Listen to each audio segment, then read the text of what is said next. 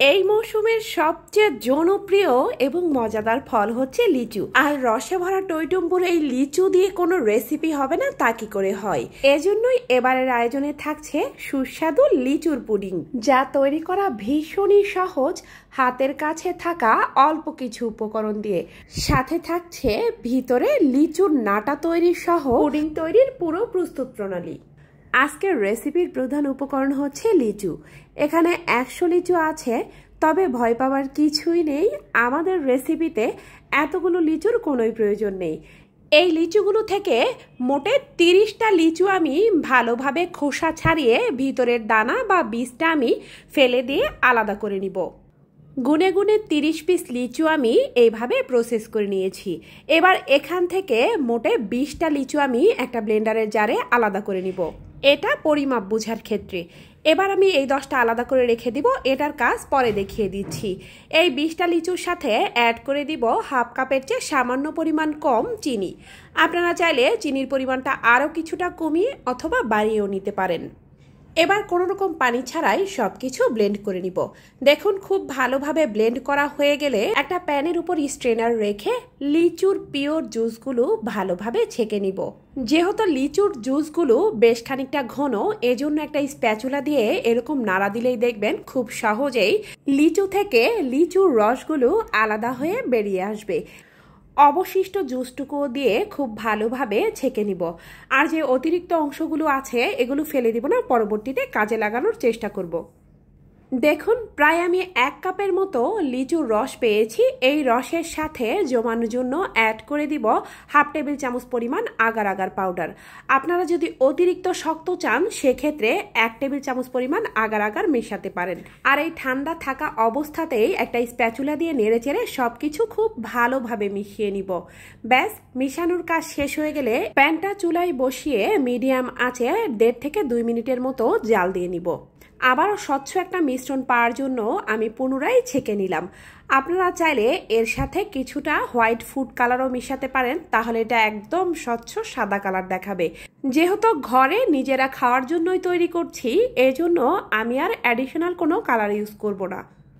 পুরোপুরি মিশ্রণটা ছেঁকে নেওয়া হয়ে গেলে এবার রুম টেম্পারেচারে রেখে ঠান্ডা করে নর্মাল ফ্রিজের চেম্বারে রেখে দিব ঘন্টা 2। তাহলে এটা খুব ভালোভাবে সেট হয়ে শক্ত হয়ে যাবে। অপরদিকে ছেঁকে নেওয়া লিচুর অবশিষ্ট অংশের সাথে যে 10টা লিচু ছিল সেগুলো দিয়ে এর সাথে অ্যাড করে দিব হাফ কাপ পরিমাণ চিনি। এখানেও 1 কাপ পর্যন্ত চিনি ব্যবহার করতে পারবেন। এবার সবকিছু আবারও ভালোভাবে ব্লেন্ড করে নিব।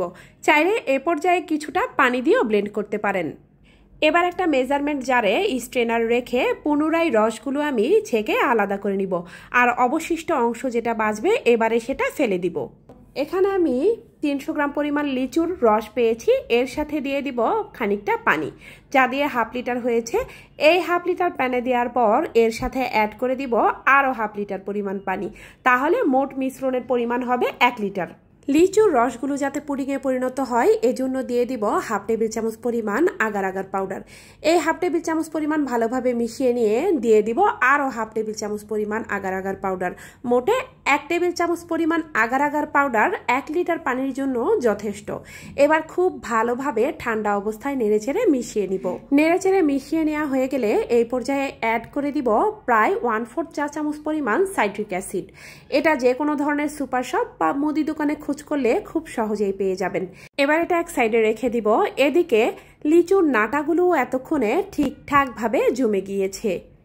এবার একটা ধারালো ছুরির সাহায্যে এগুলো আমি প্রথমে আড়াআড়ি এরপর লম্বালম্বিভাবে কেটে কিউব করে নিব, যাতে করে এগুলো ব্যবহার করতে এবং দেখতে ভালো লাগে। আর এই তো নাটাগুলো একদম তৈরি। দেখুন, আমি একটা কাছ থেকে দেখিয়ে দিই এগুলো দেখতে কতটা বাউন্সি হয়েছে। এবার এই লিচুর নাটাগুলো একটা সাইডে রেখে দিয়ে চলে যাব পরবর্তী স্টেপে। লিচুর পুডিংগুলো সেট করার জন্য আজকে আমি 1 টাইমের ছোট ছোট কাপগুলো নিয়েছি। আপনারা চাইলে যে কোনো ধরনের বাটি বক্সে এটা সেট করে নিতে পারেন। আর অবশ্যই যে পাত্রে পুডিং সেট করবেন সেটা রেডি রেখে তারপরেই পুডিংটা চুলায় বসিয়ে জ্বালিয়ে নিতে হবে। আর এবারেও আগের মতো অনবরত নেড়েচেড়ে ঘড়ি ধরে 2 মিনিট আমি খুব ভালোভাবে নেড়েচেড়ে মিশিয়ে নিব। খেয়াল রাখবেন অতিরিক্ত বলকানোর কোনোই প্রয়োজন নেই, শুধুমাত্র সব কিছু ভালোভাবে মিশে গিয়ে গরম হলেই হলো। এবার চুলা থেকে নামিয়ে পুনরায় ছেঁকে ঢালার সুবিধার্থে আমি একটা জারে নিয়েছি। আপনারা চাইলে সরাসরি ঢেলে নিতে পারেন। দেখুন সবকটা জারে আমি সমানভাবে ভরে দিয়েছি। আর এই পুডিংগুলো ঢালা হয়ে গেলে খানিকটা সময় অপেক্ষা করতে হবে। চাইলে এই অবস্থাতেও আগের নাটাগুলো কয়েকটা নিচে দিয়ে রাখতে পারেন। আর অবশিষ্ট নাটাগুলো উপরে একটু ভেসে থাকার জন্য যেই পর্যায়ে দেখবেন পুডিংগুলো খানিকটা জমে গিয়েছে, ঠিক সেই পর্যায়ে এগুলো একটু হাত দিয়ে চেপে ভিতরের দিকে দিয়ে দিব। ব্যাস পুডিংগুলো পুরোপুরি ঠান্ডা হয়ে গেলে উপর থেকে জারের ঢাকনা আটকিয়ে নর্মাল ফ্রিজের চেম্বারে রেখে দিব ঘন্টা 2-এর মতো, যাতে পুডিংগুলো পুরোপুরি জমে ঠান্ডা হয়ে যায়। ফিরে এলাম রেস্টে রাখার ঘন্টা 2 বাদে।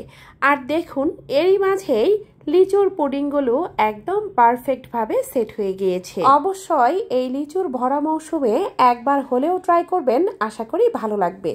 এরকম নিত্য নতুন আরও অনেক সহজ রেসিপি পেতে অবশ্যই আমার ইউটিউব চ্যানেল সাবস্ক্রাইব করে ফেসবুক পেজ ফলো করে সাথেই থাকুন।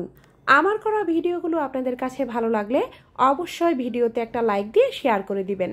দেখা হবে অনলাইনে আবারও নতুন কোনো রেসিপিতে। সবাই ভালো থাকবেন, সুস্থ থাকবেন।